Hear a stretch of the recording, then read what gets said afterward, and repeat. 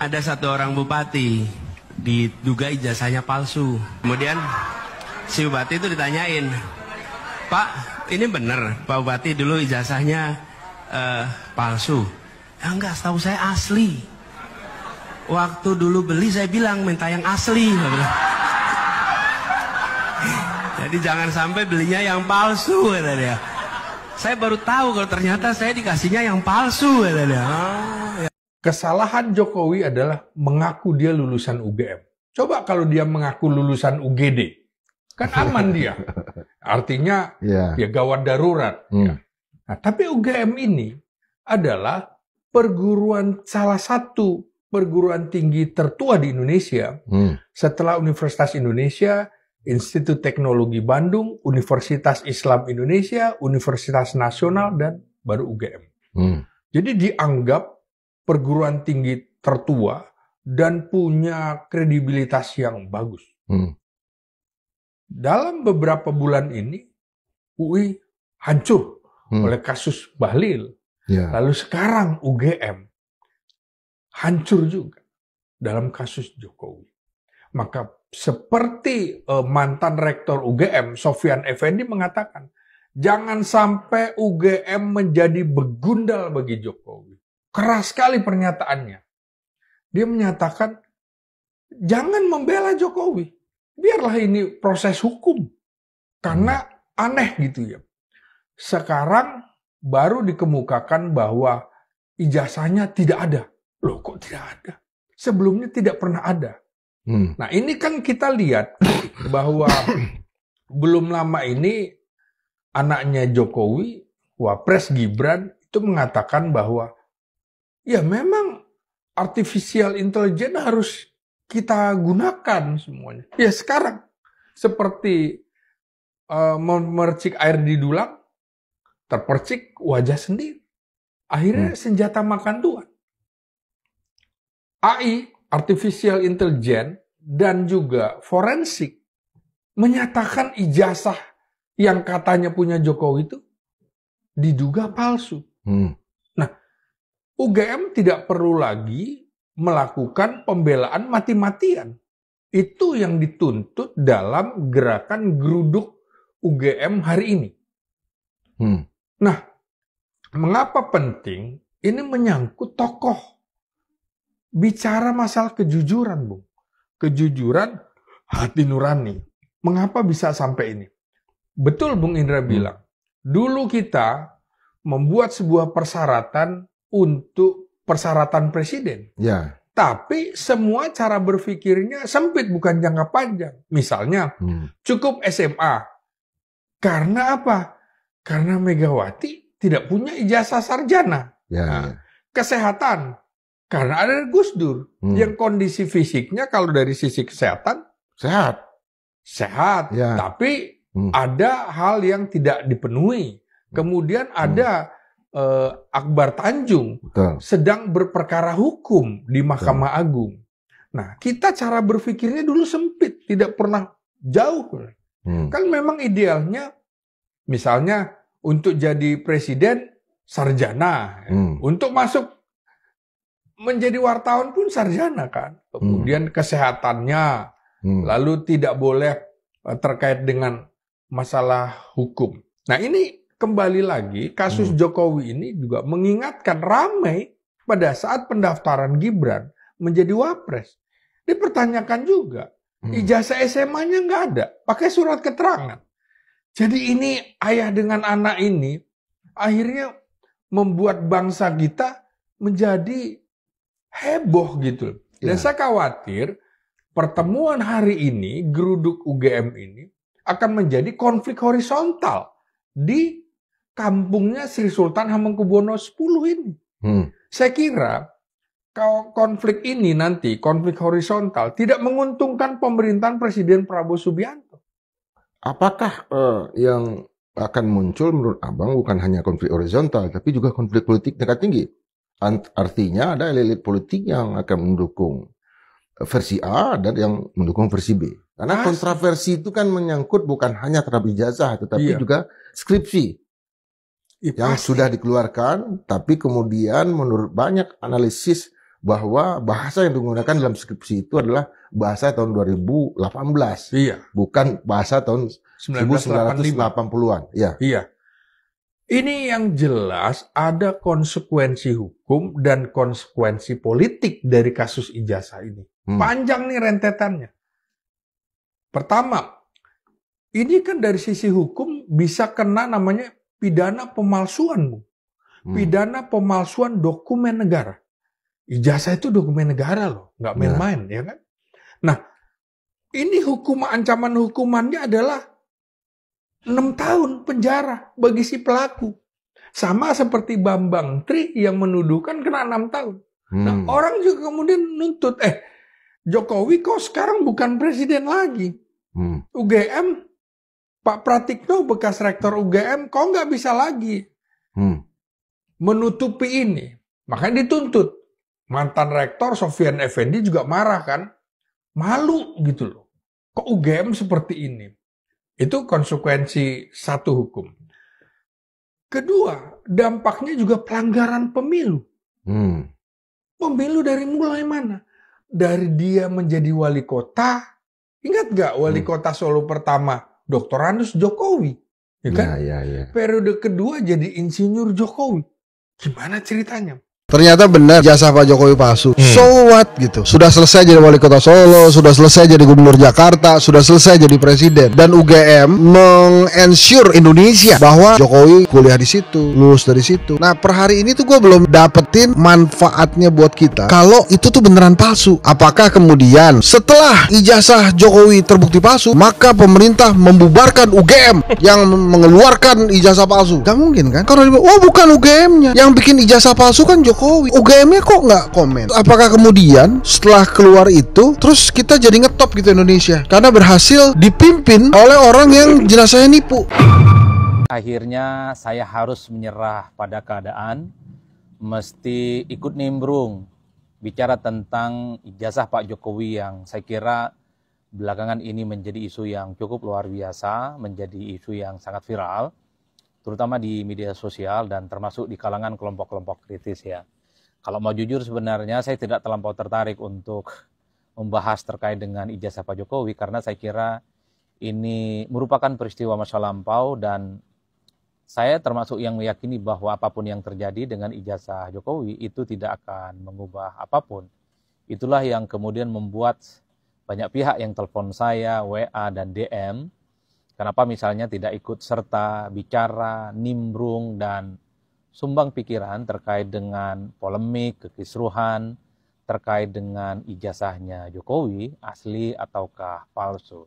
Pertama, tentu saya berpikir pada akhirnya dan bertanya-tanya apa sebenarnya yang kemudian menyebabkan sejumlah pihak, sejumlah tokoh, sejumlah orang, dan kelompok-kelompok tertentu, termasuk di media sosial, begitu aktif kembali mempersoalkan keaslian ijazah Jokowi. Saya pada akhirnya ini semacam kesimpulan sementara, dan nanti kesimpulan itu karena sifatnya sementara mungkin di kemudian hari akan berubah.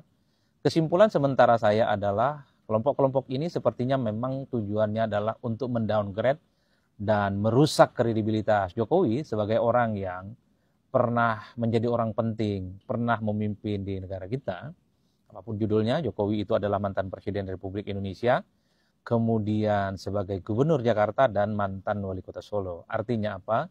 Pihak-pihak yang kembali mempertanyakan soal keaslian ijazah Jokowi tentu ingin menunjukkan kalau mereka bisa membuktikan ijazah Jokowi itu palsu, nah ini adalah contoh pemimpin yang tidak baik, bahwa ijazahnya palsu dan seterusnya dan seterusnya. Saya menduga hal-hal yang semacam ini adalah tujuan dari pihak-pihak dan kelompok-kelompok kritis yang sepertinya belakangan ini adalah pihak yang kembali mempertanyakan soal keaslian ijazah Jokowi. Itulah yang kemudian membuat saya akhirnya ngomong, ya tujuannya sepertinya adalah untuk mendowngrade, merusak kredibilitas Pak Jokowi sebagai orang penting di negara kita. Itulah yang kemudian membuat saya pada akhirnya ya tak ada cerita lagi yang kemudian bisa disampaikan selain analisa yang pertama ini. Artinya kalau berani ditunjukkan ijazah Jokowi itu misalnya tidak valid, ya orang-orang yang selama ini mempertanyakan keaslian ijazah Jokowi, mereka bisa berkampanye dan mereka bisa melakukan pengumuman bahwa Jokowi adalah mantan pemimpin di mana ijazahnya itu adalah ijazah yang tidak benar dan tidak valid. Itu yang pertama. Nah, yang kedua, secara prinsip kalau kita mau jujur ya, apapun yang terjadi terkait dengan kekisruhan ijazah Jokowi, asli ataukah palsu, bagi saya ini tidak akan mengubah apapun. Yang saya maksud tidak mengubah apapun itu adalah ya, Jokowi itu tidak pernah akan bisa di-delete ataupun tidak bisa dibatalkan sebagai orang yang pernah menjadi presiden di Republik Indonesia di periode, dan tidak juga bisa dibatalkan sebagai mantan gubernur Jakarta sekalipun tidak genap 5 tahun, atau tidak bisa dibatalkan sebagai mantan wali kota Solo. Itulah yang saya sebut kenapa saya tidak terlampau tertarik ya untuk membahas ijazahnya Pak Jokowi.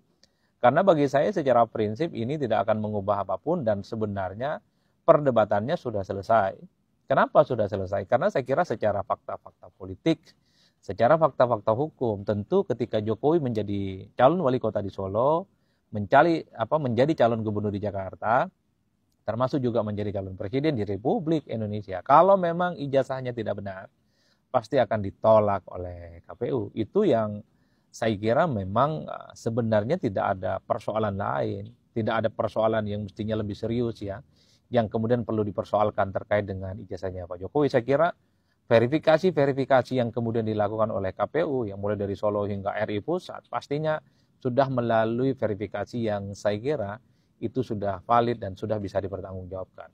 Kalau kita mau jujur misalnya, waktu Jokowi maju dalam Pilgub Jakarta, saat itu kan Pak Jokowi sebagai newcomer, sebagai penantang, dan bahkan melawan jagoan dari kekuasaan, yaitu Pak Foke ya, yang merupakan jagoan dari Partai Demokrat. Kalau memang ijazah Pak Jokowi itu tidak benar, abal-abal, mungkin saat itu yang Jokowi yang diusung oleh Gerindra dan PDIP mungkin tidak akan lolos sebagai calon gubernur kalau memang ijazahnya tidak benar. Bahkan ketika dalam Pilpres 2014 ya, ketika pertama kali Jokowi ikut tanding dalam Pilpres, saat itu Jokowi bukan petahana, PDIP bukan petahana dan bukan siapa-siapa. Artinya memang kalau memang ijazahnya tidak kuat, tidak punya jaring pengaman orang dalam yang kemudian akan meloloskan ijazah Jokowi sebagai syarat pendaftaran calon presiden saat itu. Itulah yang kemudian membuat saya pada titik kesimpulan ini secara politik dan secara hukum sudah selesai.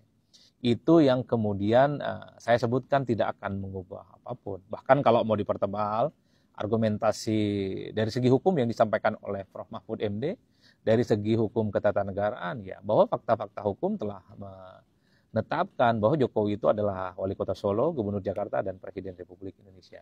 Ini yang sebenarnya saya tidak terlampau tertarik menjadi faktor kedua ya. Tapi kalau kita mau jujur ya, nah ini ada yang faktor ketiga. Kalau saya coba untuk cacah satu persatu, saya coba untuk breakdown satu persatu, pihak-pihak yang kembali mempertanyakan soal keaslian ijazah Jokowi adalah sosok-sosok yang menurut saya pihak-pihak yang selama ini memang cukup kritis dan vokal dengan Jokowi, terutama ketika Jokowi jadi presiden di Republik Indonesia. Sepertinya pihak-pihak ini masih misalnya cukup kecewa dengan Jokowi karena mungkin bagi mereka begitu banyak kebijakan-kebijakan Jokowi yang mungkin dianggap merugikan rakyat, dianggap mendolimi kelompok-kelompok tertentu seperti kelompok Islam ya. Ataupun misalnya kebijakan-kebijakan Jokowi di akhir masa kekuatan politiknya menjelang lengser yang kemudian dikait-kaitkan dengan persoalan Mahkamah Konstitusi. Jadi bagi saya tidak ada pihak-pihak baru ataupun kelompok-kelompok yang betul-betul baru yang kembali mencoba untuk menanyakan soal validasi dan keabsahan Jokowi. Saya melihatnya ini memang adalah pihak-pihak yang cukup kritis, pihak-pihak yang selama ini memang cukup anti dan bahkan cukup vokal terkait dengan kebijakan Jokowi. Inilah hal-hal yang kemudian menurut saya 3 hal yang perlu saya sampaikan sebagai urun rembuk dari pandangan-pandangan dan pikiran-pikiran terkait dengan kontroversi ijazah Pak Jokowi. In the end sebagai sebuah kesimpulan, kalau mau jujur sebenarnya fakta politiknya, fakta hukumnya kan sejak kekisruhan ini dimunculkan belakangan ini kan setidaknya sudah mulai terkonfirmasi. Misalnya UGM sudah speak up ya, di mana Dekan Fakultas Kehutanan UGM menyatakan itu adalah ijazah resmi, ijazah asli yang dikeluarkan oleh UGM sebagai bentuk bahwa Jokowi adalah sebagai mahasiswa yang pernah lulus di kampus itu. Itu kan fakta yang tidak bisa dibantah. Bagi saya, sekelas UGM, kampus terbesar di Indonesia, ketika mengeluarkan pernyataan itu ya harus dikonfirmasi ya kemungkinan bahwa itu adalah valid dan betul adanya. Nah yang kedua, memang harus diakui Jokowi sepertinya memang ingin mengamputasi terkait dengan spekulasi ijazahnya yang dianggap palsu. Ternyata Jokowi menemui para demonstran yang datang ke rumahnya dan kemudian sekali lagi Jokowi mengatakan tidak punya kewajiban kecuali pengadilan yang minta, baru kemudian Jokowi akan menunjukkan ijazahnya yang asli. Tapi setelah menemui para demonstran itu kan Jokowi juga bertemu dengan awak media, kelompok-kelompok media yang saya kira bagian dari salah satu juru bicara bagaimana untuk mengungkapkan kebenaran. Jokowi konon telah menunjukkan ijazahnya sejak ijazah SMA ataupun ijazahnya S1.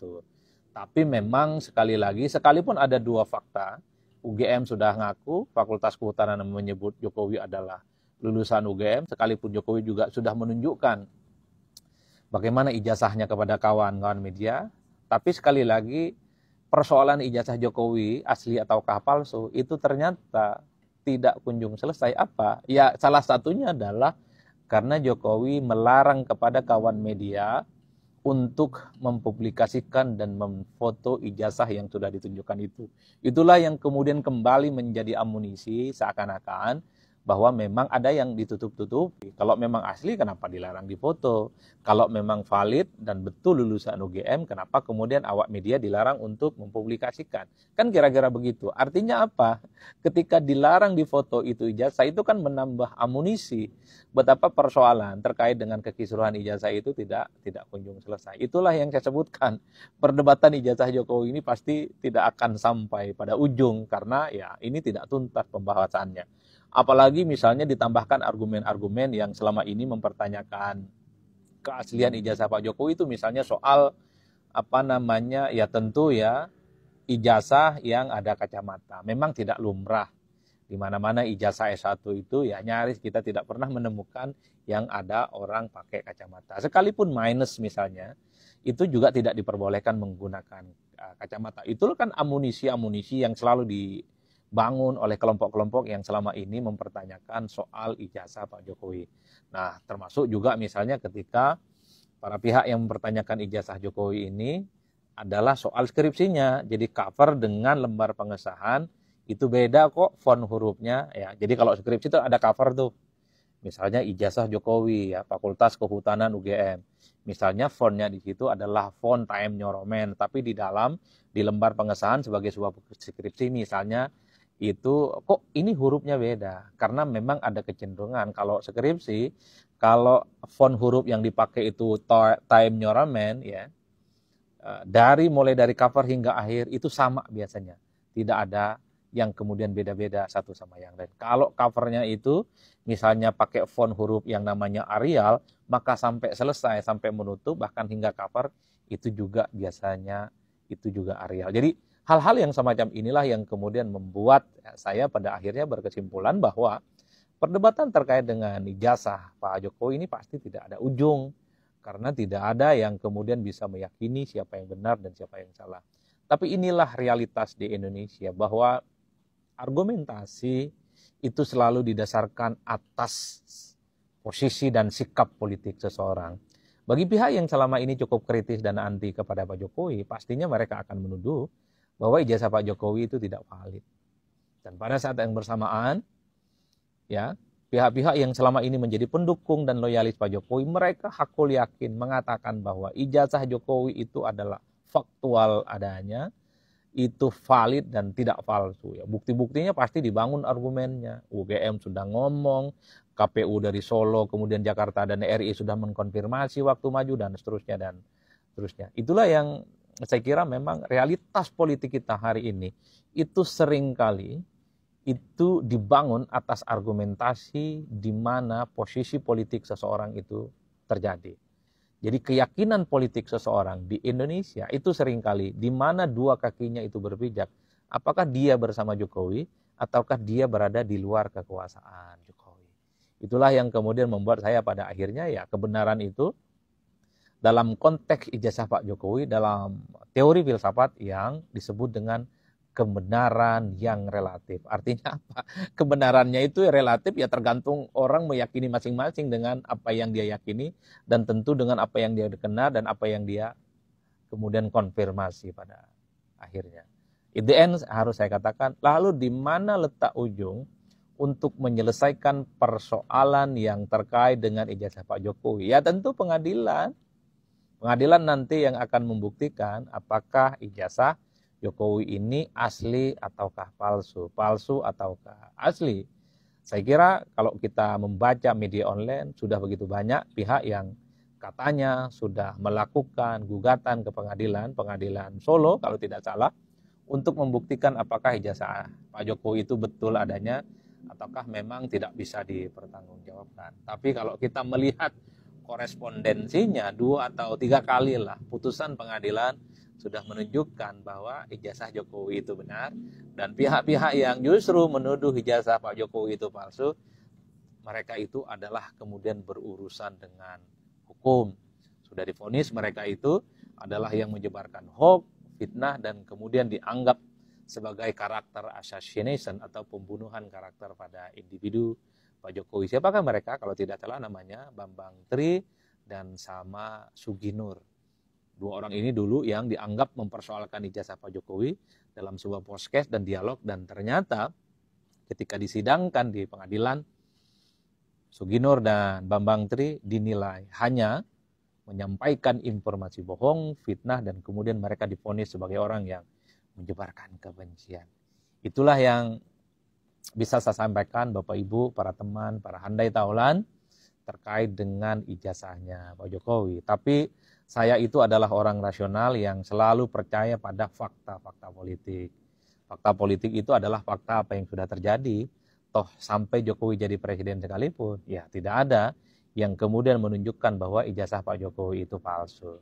Yang kedua, sebagai masyarakat ilmiah, kebetulan saya dosen, saya peneliti, bagi siapapun pihak kalau mau jujur ya, ingin meneliti terkait dengan keaslian ijazah Pak Jokowi, silakan datang ke UGM. Teliti ijazahnya, teliti skripsinya, kira-kira begitu, wawancarai pihak-pihak yang terkait, termasuk rektornya. Jadi rektor ketika Pak Jokowi itu jadi mahasiswa UGM, wawancarai dekannya saat itu, termasuk dosen-dosennya, termasuk teman-teman kelasnya, wawancarai semua.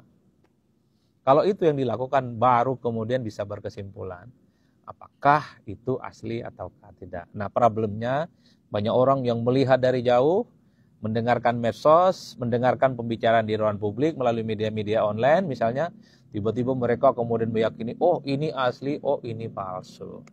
Satu-satunya per hari ini untuk menunjukkan betapa ijazah Pak Jokowi lah, kira-kira begitu, tidak ada masalah, sebut saja asli, ya karena memang satu pengakuan UGM, yang kedua adalah verifikasi KPU, mulai dari Solo, Jakarta, dan kemudian KPU Pusat waktu jadi calon presiden. Tapi kita tidak pernah tahu apakah akan ada fakta-fakta politik dan fakta-fakta hukum di kemudian hari yang akan mencoba untuk membalikkan keadaan ini. Ya tentu saya sebagai rakyat biasa, sebagai orang yang tidak meneliti langsung keaslian Pak Jokowi punya ijazah, saya akan menunggu itu sampai kapanpun. Saya kira di situ.